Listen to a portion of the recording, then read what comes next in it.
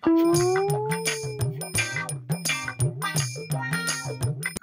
শালাউ, কি করছো? এই গাছ, এই বাল ছিচ্ছি, এই ঘাট ছিচ্ছি। আর শালাউ, এই জায়গাটা ঠিক করতে পারছি না। আমি তো কাজ করছি, তুমি তো বোরিং হয়ে যাবে, তুমি একটু পাড়া ঘুরে এসো। আচ্ছা আচ্ছা।